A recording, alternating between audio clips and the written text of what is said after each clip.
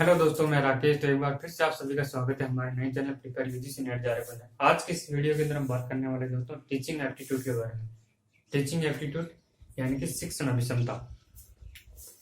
Friends, जो teaching aptitude है वो आपका एनटीए यूजीसी नेट एग्जाम है, उसका जो पेपर फर्स्ट होता है उसकी पहली यूनिट है टीचिंग एप्टीट्यूड। उसके बारे में हम बात करेंगे दोस्तों। टीचिंग एप्टीट्यूड जो यूनिट है, इससे एग्जाम के अंदर जो नेट एग्जाम होता है उसमें तो पेपर फर्स्ट है 50 क्वेश्चन पूछ जाते हैं। पेपर फर्स्ट में 50 क्वेश्चन पूछ जाते हैं। उन 50 में से 5 से 6 क्वेश्चन है वो इस यूनिट से पूछे जाते हैं। तो नॉलेज की दृष्टि से भी और स्कोरिंग की दृष्टि से भी आपके लिए ये यूनिट है वो इम्पोर्टेंट हो जाती है। तो पहले बात कर लेते हैं कि इसका मतलब क्या होता है। टीचिंग एप्टीट्यूड, टीचिंग एप्टीट्यूड का मतलब क्या होता है। What is mean of teaching aptitude, शिक्षण अभिक्षमता। देखिए, शिक्षण शिक्षण शब्द है, इसका मतलब होता है शिक्षा प्रदान करना। जैसे मैं आपको पढ़ा रहा हूं तो ये क्या है, एक टीचिंग प्रोसेस है, ये एक शिक्षण है, ये एक टीचिंग है। मैं अभी आपको पढ़ा रहा हूं तो ये क्या है, पूरा प्रोसेस चल रहा है शुरू से अंत तक। तो टीचर है वो क्लास के अंदर शुरू से अंत तक जो पढ़ाता है वो एक टीचिंग प्रोसेस है, वो टीचिंग प्रक्रिया होती है, उसी को हम शिक्षण बोलते हैं। और अभिक्षमता है, उसको हम योग्यता भी बोल सकते हैं, क्षमता भी बोल सकते हैं। जैसे मैं पढ़ा रहा हूँ तो मेरे अंदर एक क्षमता है, मेरे अंदर एक टैलेंट है, मैं पढ़ा सकता हूँ, क्योंकि मैं पढ़ा सकता हूँ, मेरे अंदर एक क्षमता है, तो उसी को हम क्षमता बोलते हैं। क्षमता हमारे अंदर मौजूद होती है जन्मजात, उसको हम यूज करके अपना जो टैलेंट है वो सामने प्रस्तुत कर सकते हैं, प्रेजेंट कर सकते हैं। तो शिक्षा प्रदान करने की क्रिया, तो शिक्षा प्रदान करने की जो प्रक्रिया है उसी को हम टीचिंग एप्टीट्यूड बोलते हैं। यानी कि इस जो वर्ड है, पूरा वर्ड है, इसका मतलब हो जाएगा शिक्षण है, उसका मतलब हो जाता है शिक्षा प्रदान करना, और अभिक्षमता है यानी क्षमता या योग्यता। तो इस वर्ड का मतलब हो जाता है शिक्षा प्रदान करने की क्षमता, यानी कि आपके अंदर शिक्षा प्रदान करने की क्षमता होनी चाहिए। ठीक है दोस्तों, आई होप यहां तक आपका क्लियर हो गया, समझ में आ गया होगा आपका। अब हम बात कर लेते हैं शिक्षा की।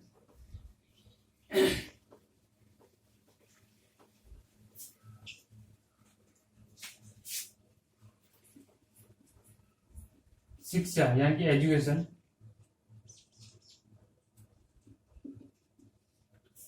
शिक्षा है वो संस्कृत के अंदर एक धातु होती है, शिक्ष धातु। शिक्ष धातु से मिलकर बना है। शिक्षा है वो शिक्ष धातु से मिलकर बना है, जिसका मतलब होता है ज्ञान प्राप्त करना, ज्ञान प्राप्त करना। ठीक है, अब ज्ञान है वो आप स्कूल के अंदर भी प्राप्त कर सकते हो, या बाहर ही आपका जो वातावरण है वहां पर भी आप प्राप्त कर सकते हो, अपने दोस्त के साथ रहकर, परिवार रिश्तेदारों के माध्यम से भी।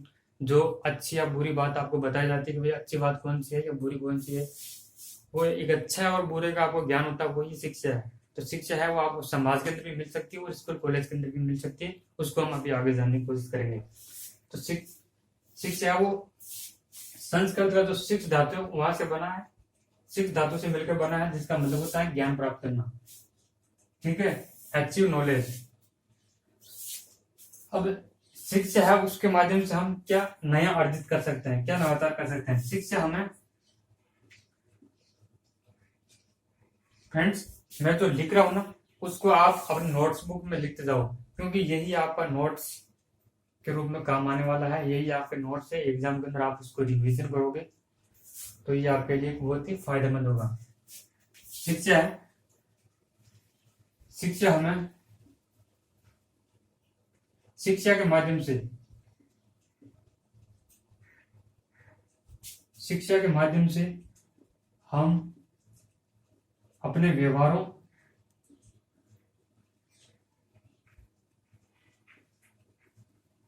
और संस्कारों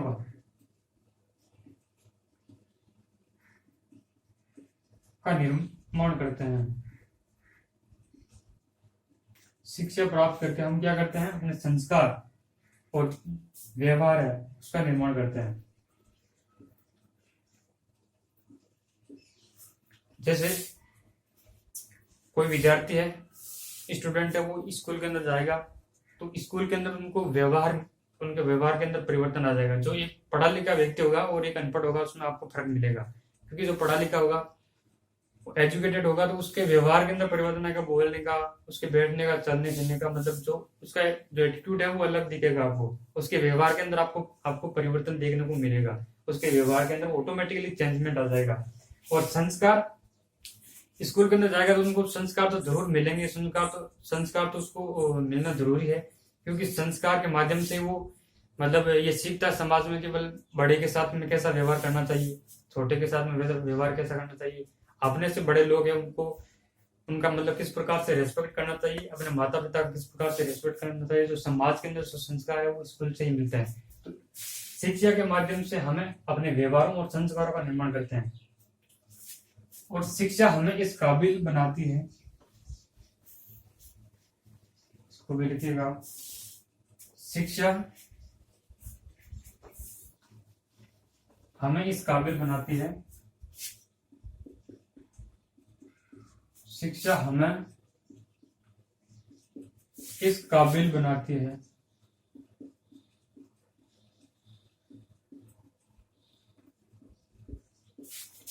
जिसके माध्यम से हम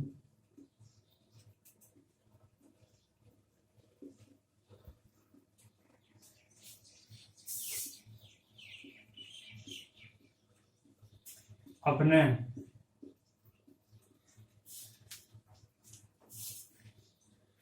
अपनी क्षमताओं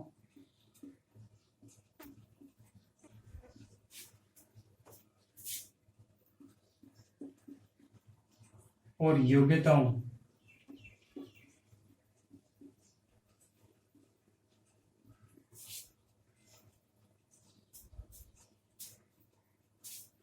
अपनी क्षमताओं अपनी क्षमताओं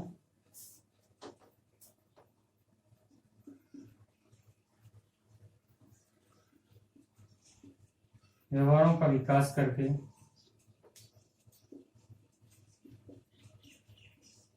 क्षमताओं और व्यवहारों का विकास करके समाज और एक देश के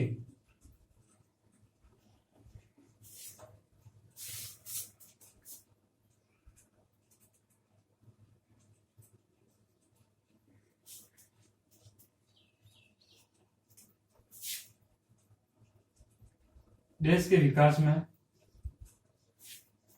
विशिष्ट योगदान दे सकते हैं, विशिष्ट योगदान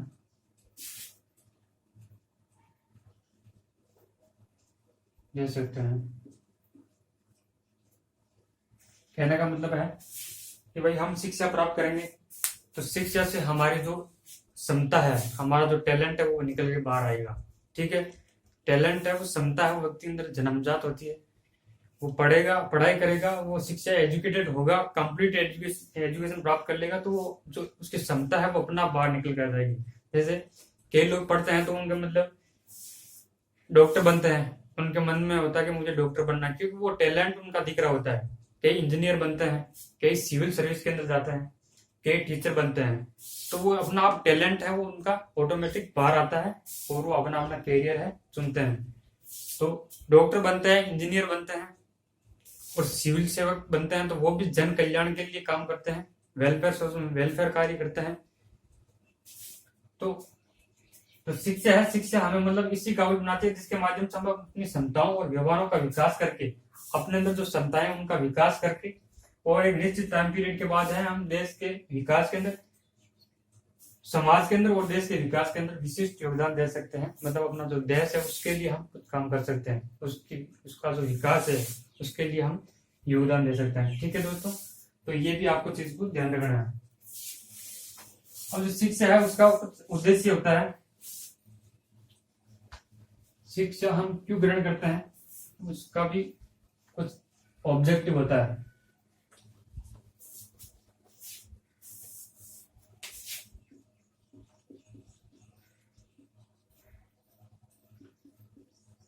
शिक्षा का उद्देश्य मानव का व्यक्तित्व का मानव के व्यक्तित्व का सर्वांगीण विकास करना है। सर्वांगीण विकास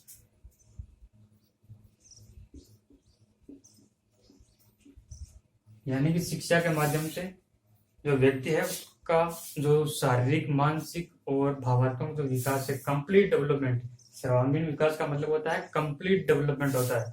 उसका शारीरिक शरीर का विकास भी होता है, साथ साथ पढ़ाई के साथ साथ उसका मानसिक विकास भी होता है और उसका भावनात्मक विकास भी होता जाता है। तो शिक्षा का उद्देश्य क्या है, एग्जाम के अंदर पूछा जाता है, अक्सर एग्जाम के अंदर पूछा जाता है ऑब्जेक्टिव टाइप क्वेश्चन के अंदर। इस शिक्षा का उद्देश्य है मानव के व्यक्तित्व का सर्वांगीण विकास करना। अब हम शिक्षा को समझते हैं। शिक्षा है वो हमें कहां पर मिलती है। शिक्षा को हम दो पार्ट के अंदर डिवाइड करते हैं। एजुकेशन है, इसको हम दो पार्ट के अंदर डिवाइड कर सकते हैं, दो भागों के अंदर बांटा गया है। एक है संकुचित शिक्षा और एक है व्यापक शिक्षा। संकुचित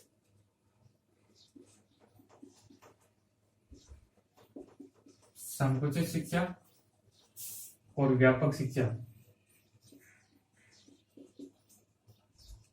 इसको हम टेबल के माध्यम से समझ लेते हैं इसे।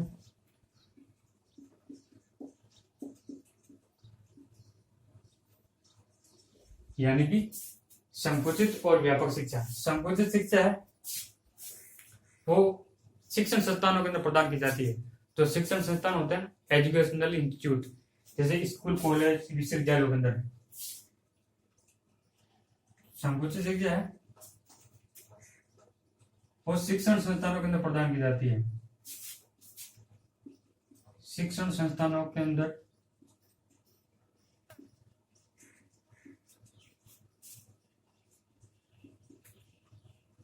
प्रदान की जाती है।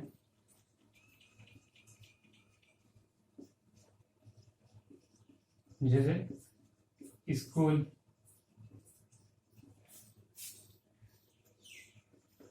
कॉलेज और विश्वविद्यालयों के अंदर।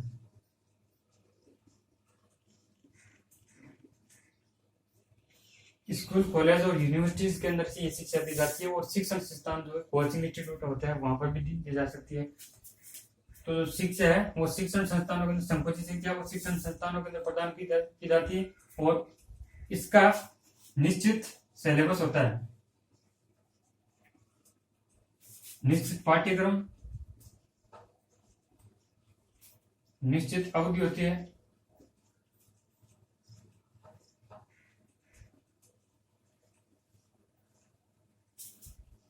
और एक निश्चित टाइम पीरियड के बाद आपका जो एजुकेशन का जो लेवल है उसको चेक करने के लिए एग्जाम, परीक्षा भी आयोजित होती है, परीक्षा आयोजित की जाती है। और उसके बाद परीक्षा आयोजित होने के बाद जो आपका जो लेवल है उसको चेक किया जाता है और उसके बाद आपको उपाधि या सर्टिफिकेट प्रदान किया जाता है।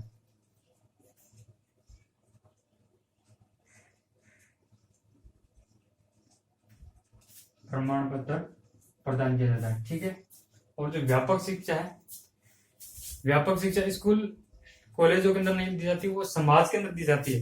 जैसे समाज होता है ना, समाज या अपना जो परिवार है उसके माध्यम से इसको शिक्षा मिलती है। यानी कि व्यापक शिक्षा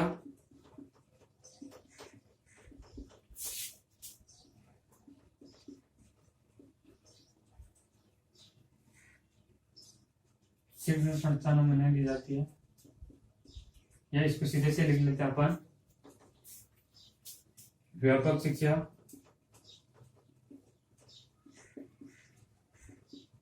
में विद्यार्थी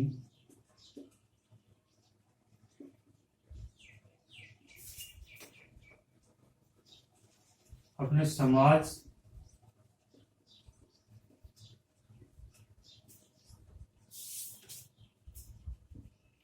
परिवार में वे मित्र दोस्तों के माध्यम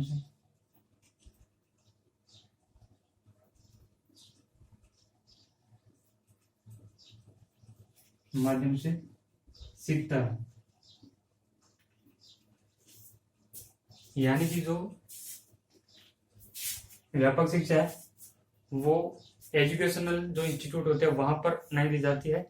इसके अंदर क्या है, विद्यार्थी है वो अपने समाज के अंदर रहकर सीखता है। समाज के अंदर जो लोग हैं, समाज के अंदर जो लोग हैं, जैसे परिवार है, परिवार के अंदर जो लोग सदस्य है उसको बताते हैं कि भाई ये काम ऐसे करना चाहिए या ये काम ऐसे करना चाहिए। तो उसको पहले से नॉलेज नहीं होता है, लेकिन वो ये काम है पहली बार सीखता है तो उसको शिक्षा मिल गई ना।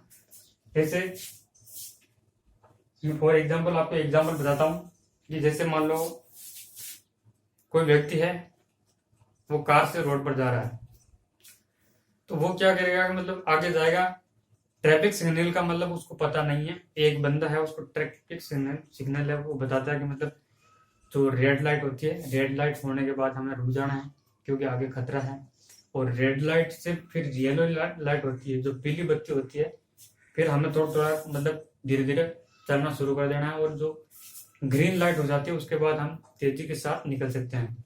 तो ये क्या उसको नॉलेज मिला, मतलब उसको पहले नॉलेज नहीं था कि भाई ट्रैफिक को कैसे पार करना चाहिए, लेकिन उस व्यक्ति ने, पर्टिकुलर व्यक्ति ने उसको बताया कि मतलब ऐसे होना, ऐसे करेगा, इस प्रकार से नियमों का पालन करना चाहिए।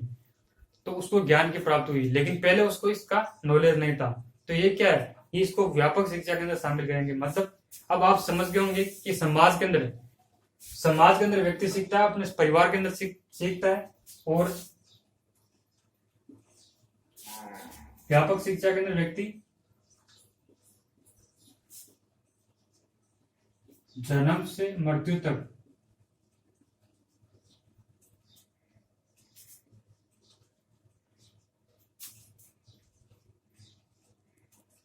जो भी शिक्षा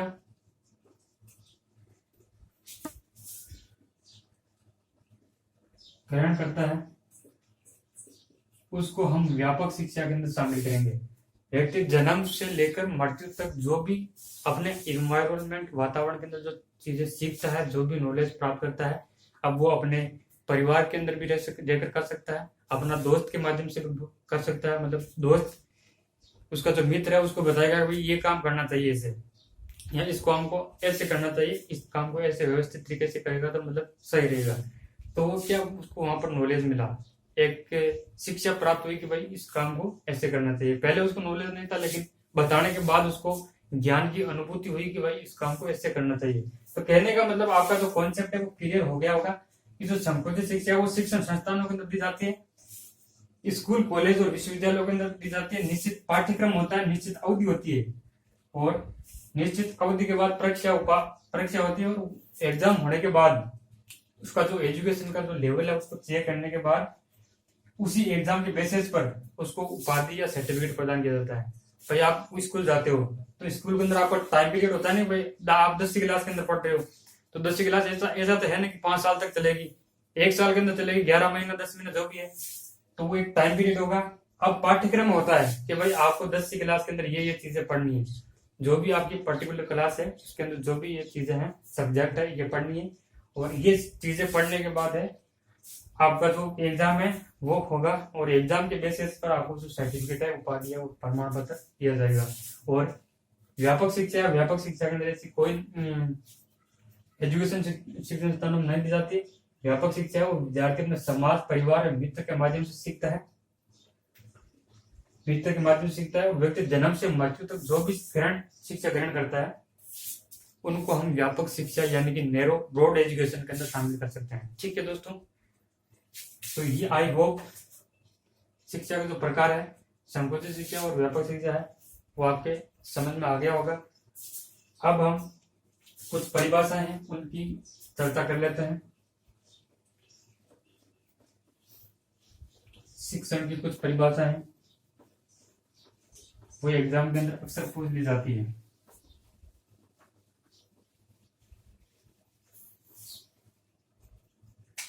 शिक्षण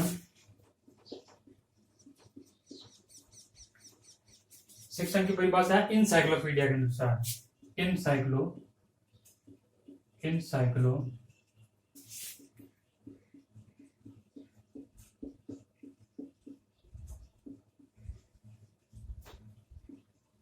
इनसाइक्लोपीडिया के अनुसार शिक्षण की परिभाषा क्या है? जो आपके मल्टीपल चॉइस क्वेश्चन होते हैं ना, वहां पर जो परिभाषा दे दी जाती है वो ऑप्शन में आपको दे दिया जाता है कि ये किस विद्वान की परिभाषा है या किस की परिभाषा, किसके अनुसार ये परिभाषा है वो दी गई है। तो इनसाइक्लोपीडिया के अनुसार परिभाषा है शिक्षण की कि शिक्षण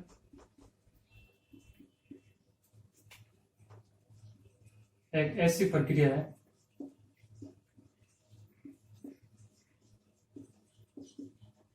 शिक्षण है वो एक ऐसी प्रक्रिया है जिसमें एक व्यक्ति है, एक व्यक्ति दूसरे व्यक्ति या कम शिक्षित व्यक्ति, एक ऐसे लिख सकते हो, एक व्यक्ति है वो दूसरे व्यक्ति को ज्ञान, कौशल, नॉलेज और स्किल, कौशल को इंग्लिश में बोलते हैं स्किल, और अभिरुचि, रुचि यानी कि इंटरेस्ट बोल सकते हो, को सिखाने में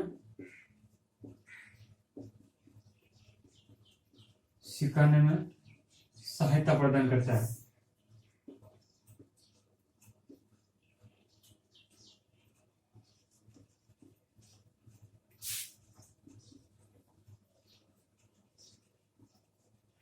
ठीक है दोस्तों, इनसाइक्लोपीडिया के अनुसार शिक्षण की क्या परिभाषा है? शिक्षण एक ऐसी प्रक्रिया है जिसमें एक व्यक्ति दूसरे व्यक्ति को उसके कौशल, रुचि को ज्ञान, कौशल और रुचि को सिखाने में उसकी सहायता प्रदान करता है। ठीक है दोस्तों, तो ये था हमारा आज की क्लास। आई होप आपको शिक्षण जो टीचिंग एप्टीट्यूड है उसका जो अर्थ क्या होता है, एक्चुअल में टीचिंग एप्टीट्यूड है वो है क्या चीज, ये आपको पता चल गया होगा।